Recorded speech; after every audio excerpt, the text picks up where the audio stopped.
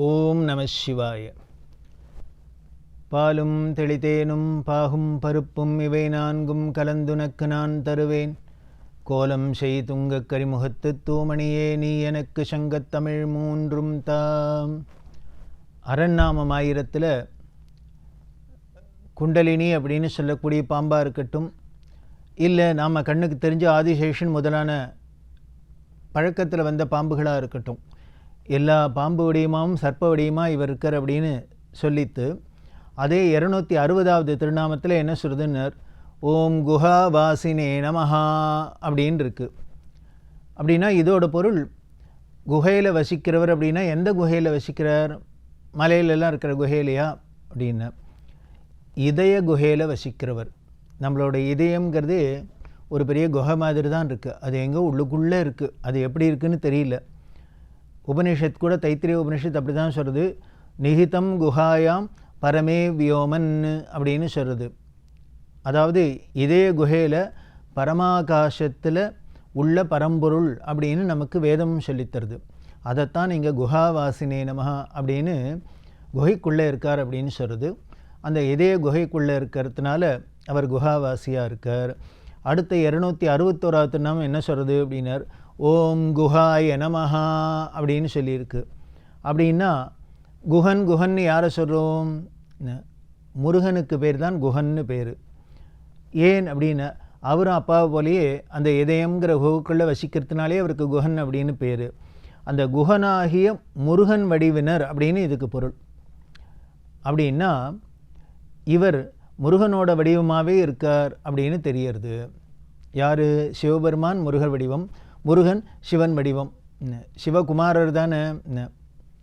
ஆத்மாவை புத்திரநாமாசி அப்படின்னு வேதமே சொல்கிறது. அப்பா வேற இல்லை, புள்ள வேற இல்லை, அப்பாவே தான் மறு உருவம் எடுத்துன்னு பிள்ளையா வரார் அப்படின்னு நமக்கு சொல்லித்தருது. அதை போல தான் இங்கே சூரபத்மன் முதலாலாம் வதம் பண்ணுறதுக்காக அவர் இப்படி அவதாரம் பண்ணினார், சிவனால் உருவாக்கப்பட்டார் அப்படிங்கிறது முன்னாலேயே பார்த்துருக்கோம். அப்படி இந்த முருகன் வடிவமாக இருக்கக்கூடியவர், அதனாலே இவர் குஹாவாசியாக இருக்கார், குஹனாக இருக்கார், அதனாலே இவர் பாம்பு வடிவமாக இருக்கார் அப்படின்னு பல விதத்திலையும் தொடர்பாக இருக்குது. இவர் முருகன் வடிவமாக இருக்கார் அப்படின்னா இந்த முருகனை பிள்ளையா அடையணும்னு சிவபெருமானே ஆசைப்பட்டார் அப்படிங்கிறத நமக்கு புராணம் வாயிலாக தெரிகிறது.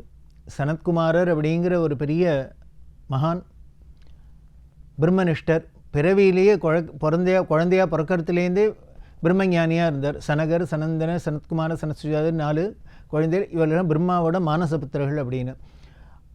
இப்படி பிரம்மாவுக்கு இப்படி ஒரு பிரம்மஞானியாக குழந்தைகள் இருக்கே, நமக்கு வேணும் அப்படின்னு சிவனும் பார்வதியும் ஆசைப்பட்டு இந்த சனத்குமாரரோட ஆசிரமத்துக்கு போய் அவருக்கு வரந்தரேன் அப்படின்னு சொல்லப்போக, ஒரு ஞானிகளுக்கு என்ன வேணும்?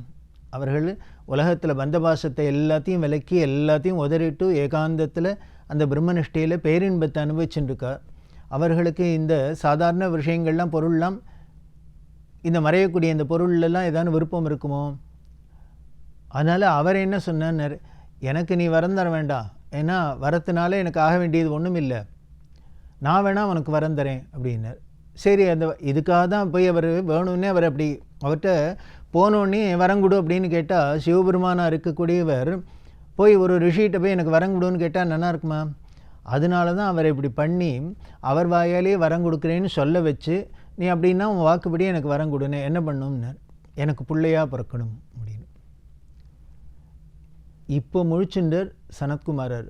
ஓ, இதுக்கு தான் இவர் இப்படி பிளான் பண்ணிட்டு வந்திருக்கா 2 பேரும், சிவனும் பார்வதியும் அப்படின்னு நினச்சிண்டு இப்போ வாக்கு கொடுத்தாச்சு. சிவனே நம்மளை குழந்தையாக அடையணும்னு ஆசைப்படுறார் அப்படின்னா அது என்ன ஒரு பெரிய பெருமை. அதனால என்ன பண்ணான்னார், ஆஹா, நான் சொன்ன வாக்குப்படி பிள்ளையாக பிறக்கிறேன், ஆனால் சாதாரண குழந்தைகள் பிறக்கிறாப்பில் ஒரு ஆணும் பெண்ணும் சேர்ந்து தாய் வயிற்றில் பிறக்க மாட்டேன், கர்ப்பவாசம் பண்ண மாட்டேன் அப்படிங்கிறது சரி அப்படின்னு சொல்லி எப்படியானும் பிறந்தா போகிறோம். தன்னோட நேத்ராக்னி அப்படிங்கிறது மூலியமாக, அந்த தேஜஸ் மூலியமாக பார்வதி தேவி சரவண பொய்கை அப்படின்னு நீர்நிலையாக வாங்கிக்க, அதில் தாமரையாக இருக்க, அதில் இந்த பொறி விழுந்து அது ஆறா செதறி, அப்புறம் கார்த்திகை பெண்களால் அது வளர்க்கப்பட்டு சரவணன் அப்படிங்கிற பேரோட முருகனாக அவதாரம் பண்ணினர் அப்படின்னு நமக்கு முருகனோட திரு அவதாரம் சொல்கிறது இல்லையா, குமார சம்பவம் சொல்கிறது. இதுலேருந்து தெரியறது சிவபெருமானோட அந்த ஒளி தானே, தேஜஸ் தானே இப்போ முருகனாக வந்தது அப்படின்னா இவர் முருகன் தானே. அதனால்தான் குஹாவாசினே நமஹா அப்படின்னு சொல்லித்து குஹாய நமஹா அப்படின்னு முருகன் வடிவமாகவும் இருக்கார் அப்படின்னு சொல்கிறது. இதுலேருந்தே தெரியறது அப்பா வேற இல்லை, புள்ள வேற இல்லை அப்படின்னு. அப்படி இருக்கக்கூடியவர் 264 திருநாமத்தில் ஓம் மாலினே நமஹா அப்படின்னு சொல்கிறது. இதோட பொருள் என்ன அப்படின்னா மாலையை அணிந்தவர், மாலைகளால் அலங்கரிக்கப்பட்டவர் அப்படின்னு. இது ஒன்றும் நமக்கு தெரியாத விஷயம் இல்லை. நீங்கள் எந்த கோவிலுக்கு போனாலும், கோவிலில் போனால் அந்த தெய்வ விக்கிரகங்கள்லாம் விதமாக மாலைகளாலையும் நகைகளாலையும் எப்படிலாம் அலங்காரம் பண்ணப்பட்டிருக்கு. அது எதுக்காக அப்படின்னார், கண்ணுக்கு விருந்து. காஞ்சி பெரியவர் சொல்வர், நாம் கோவிலில் சுவாமிக்கு அபிஷேகம் பண்ணுறது, இனிமேல் அலங்காரம் பண்ணுறது, நகை சாத்துறது, அதை பண்ணுறது, இதை பண்ணுறது, உற்சவங்கள் பண்ணுறதெல்லாம் அவர்களுக்கு பெருமை இல்லை. அதனால் அவர்களை பெருமைப்படுத்துறதுக்காக இல்லை, அதை பண்ணுறதுனால நாம் பெருமை அடையிறோம், அதன் மூலிமா நன்மை அடையிறோம். அந்த அலங்காரம் அப்படிங்கிறது இந்த நகைகள்லாம் எடுத்து மாலையெல்லாம் எடுத்து நமக்கு போட்டுட்டா என்ன ஆகுதுன்னு நமக்கு கர்வம் வந்துடுறது. நம்மளா இருக்கத்தொண்டு இந்த வைர மாலை போட்டுருக்கோம், நம்மளா இருக்கத்தொண்டு தங்க கிரீடம் வச்சுருக்கோம், நம்மள்கிட்டையா இருக்கத்தொண்டு இதெல்லாம் இருக்குது அப்படின்னு வருது. நமக்கு தான் இதெல்லாம் வச்சுக்கிற தகுதி இருக்குது, இப்படிலாம் நமக்கு கர்வங்கள்லாம் வரும் இல்லையா. ஆனால் இந்த அலங்காரத்தை நமக்கு பண்ணிட்டா அது அகங்காரமாக மாறிடுறது, ஆணவமாக மாறிடுது. இதே அலங்காரத்தை கடவுளுக்கு பண்ணி நாம் கண்ணால் பார்த்தோம் அப்படின்னா அதுவே ஆன்மீகமாக ஆயிடுறது. அதுவே நமக்கு ஆனந்தத்தை கொடுத்து நம்மளோட அகந்தையும் அழிக்கிறது. அதனால தான் அலங்காரம். நாம் அபிஷேகம் பண்ணுறதுனால தான் அவருக்கு ஒன்றும் நீட்டாக இருக்கணுங்கிறது இல்லை, நாம் இனிமேல் ஆடைகள் சாத்திரத்தினால தான் அவர் மானத்தோடு இருக்கணுங்கிறது இல்லை, நாம் நைவேத்தியம் பண்ணுறதுனால தான் அவர் பசியாறணுங்கிறதெல்லாம் இல்லை. இது எல்லாமே நமக்கு இத்தனையும் கொடுத்துருக்காரு இல்லையா.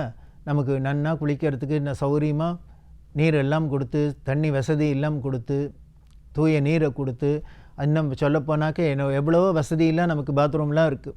இது அத்தனையும் எப்படி கிடைச்சிது? ஏதோ ஒரு நமக்கு புண்ணிய பலத்தினால கிடைக்கிறது. இப்படி நமக்கு எல்லா வசதிகளையும் கொடுத்து, நமக்கு உணவை கொடுத்து, இருக்க இடத்த கொடுத்து, இப்படியெல்லாம் நமக்கு எல்லாம் அருள் செய்கிற அவருக்கு நன்றி கடனாக இதெல்லாம் அவருக்கே நாம் திருப்பி காணிக்கையாக செலுத்துகிறோம். அப்படி இருக்கிறதுனால தான் அவர் மாலையெல்லாம் போட்டுன்னு அலங்காரம் பண்ணிக்கிறாரு வழிய இல்லையா, அவருக்கா ஒன்றும் பெருசாக அந்த அலங்காரம்லாம் வேணுங்கிறதே இல்லை. அவர் அப்படி அலங்காரம் பண்ணிட்டா கூட என்ன மாலையெல்லாம் போட்டுருக்காருங்கிறார், ருத்ராட்ச மாலை போட்டுருக்கார்.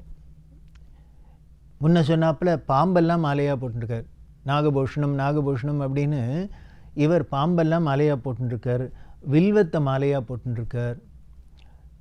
கொஞ்சம் பாருங்க, இதை வேற யாரானும் பெரிய ஆடம்பரமாக இருக்கக்கூடியவா இதெல்லாம் விரும்புவாளா? விரும்பவே மாட்டா. இதை எந்த ஒரு பொருளாக இருந்தாலும் சிவபெருமான்கிட்ட எப்படி அவருக்கு எடுத்துக்கிறார் அப்படின்னார், யாருக்கும் அதை ஒன்றும் பெருசாக மதித்து தேவையில்லாததான் தான் எடுத்துக்கிறார். அப்படின்னா இது அவரோட பெருந்தன்மையை குறிக்கிறது, தாயுள்ளத்தை குறிக்கிறது. எந்த அம்மாவாக இருந்தாலும் எது நல்லது வந்தாலும் தன் குழந்தைகளுக்கு கொடுத்து அதை பார்த்து சந்தோஷப்படுறதுக்கு தான் ஆசைப்படுவதை வழிய எதையும் தானே அதை நுகரணும் அப்படின்னு ஆசைப்பட மாட்டார். அப்படி தான் இவர் இருக்கார்.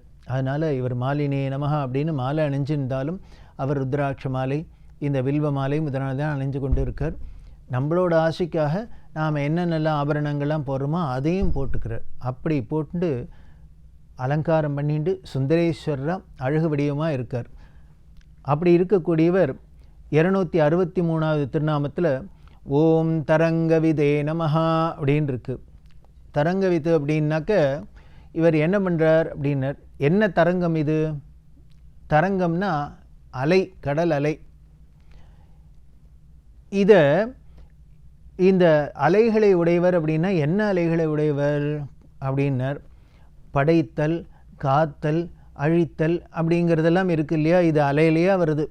திருப்பி திருப்பி பிறவி பெருங்கடல் அப்படின்னு இந்த சம்சார சாகரம்னு இது என்ன அப்படிங்கிற, ஏதோ பிறக்கிறோம், உடனே இருக்கோம், கொஞ்ச நாளைக்கு இருக்கோம், திருப்பி போயிடுறோம், உடனே திருப்பி பிறக்கிறோம், கொஞ்ச நாள் இருக்கும், போகிறோம். இப்படியே அலை கடல்லேருந்து வரது, கரைக்கு வருது, உடனே திரும்பி போயிடுறது, உடனே கரைக்கு வருது, திரும்பி போகிறது, இப்படியே திருப்பி திருப்பி ஓயாத பண்ணிட்டு இருக்கு இல்லையா? அது போல் தான் நாமளும் இந்த பிறவிங்கிற கடலில் ஓயாத அலை மாதிரி இந்த பிறவி துன்பத்தில் பிறப்பு இருப்புங்கிற இந்த அலையில் மாட்டின்னு இருக்கோம். இதை யார் பண்ணி வைக்கிறா அப்படின்னர்? இவரே தான் பண்ணி வைக்கிறார். அதனால்தான் இந்த அடுத்த திருநாமத்தில் 264 ஓம் திருதசாய நமஹா அப்படின்னு சொல்லியிருக்கு. திருதசம் அப்படின்னா பிராணிகளுக்கு 3 தசை இருக்கே, பிறப்புங்கிறது ஒரு நிலை, இறப்புங்கிற ஒரு நிலை, இன்னுமே இருக்கிறதுங்கிற ஒரு நிலை. இந்த 3 நிலைகளையும் திருப்பி திருப்பி தோன்ற வச்சு இந்த ஜீவன்களை இப்படி ஆட்டி படைக்கக்கூடியவர் அப்படிங்கிறது. இப்படி தரங்கவித்து அப்படின்னு சொல்லியிருக்கு. திருதசாய நமகான்லாம் சொல்கிறது. இந்த தரங்கவித்து அப்படின்னு சொன்னோன்னே இவர் இந்த அலையாகவே இருக்கார், அலையை உண்டு பண்ணுறவராக இருக்கிற அப்படின்னா இவர் அலைகடல் ஓரத்தில் என்ன இருக்கிற அந்த திருத்தலத்துக்கு பேர் தரங்கம்பாடி. தரங்கம்பாடி அப்படின்னே பேர். அந்த தரங்கம்பாடியில் இருக்கிற சிவபெருமானுக்கு பேர் மாசிலாமணீஸ்வரர் அப்படின்னு பேர். அகிலாண்டேஸ்வரின்னு அம்பிகை. கோவிலில் அப்படியே திருச்செந்தூரில் இருக்கிறாப்புல கோவில் பக்கத்துலேயே கடல் இருக்கும், அலை பாய்ஞ்சுட்டே இருக்கும். அதில் இந்த கடல் அலையினால் அங்கே பழசாக இருந்த கோவில், இந்த மாசிலாமணீஸ்வரர் கோவில் பாதிக்கப்பட்டு அதுக்கப்புறம் அந்த மூலஸ்தானம் உள்ள இடம் மட்டும் பாதிக்கப்படாத இருந்து அப்புறம் பின்னால் கட்டப்பட்டிருக்கு, புதுசாகவும் கட்டப்பட்டிருக்கு. அப்படின்னா அந்த தரங்கம்பாடியில் இப்படி இருக்கார். இப்படி இந்த கால வெள்ளத்தில் வரக்கூடிய அலைகளெல்லாம் உண்டு பண்ணக்கூடியவராக இருக்கார், அதில் ஆட்டி படைக்கக்கூடியவராகவும் இருக்கார். அப்படி இருக்கிறதுனாலேயே இவருக்கு 265வது திருநாமத்தில் ஓம் திருகால திருத்தே நமஹா அப்படின்னு சொல்லியிருக்கு. திருகால திருத்து அப்படின்னா 3 காலங்களையும் தாங்கி இருப்பவர் அப்படின்னு அர்த்தம். என்ன 3 காலம் அப்படின்னார்? இப்போ நிகழ்காலம்னு ஒன்று இருக்குது, இதுக்கு முன்னால் கடந்து வந்த காலம் இருக்குது, கடந்த காலம்ங்கிறோம். பின்னால் வரப்போகிற காலம் இருக்குது, எதிர்காலம்.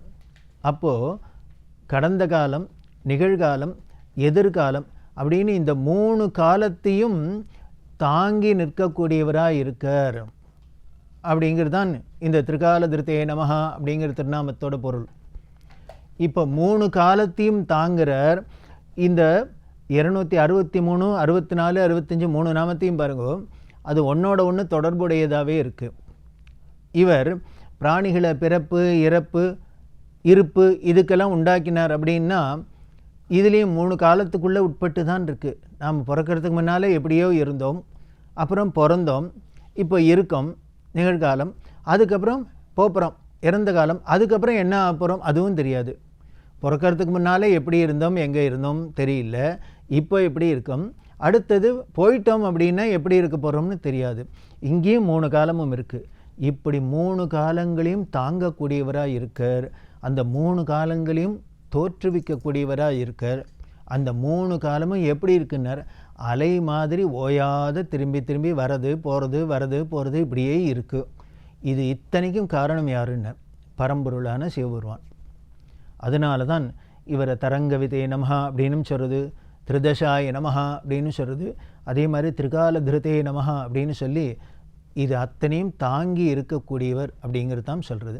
அப்படி இருக்கிற அந்த பரம்பொருள் அவரோட பெருமை என்னங்கிறது தொடர்ந்து பார்க்க போகிறோம். ஓம் நம சிவாய.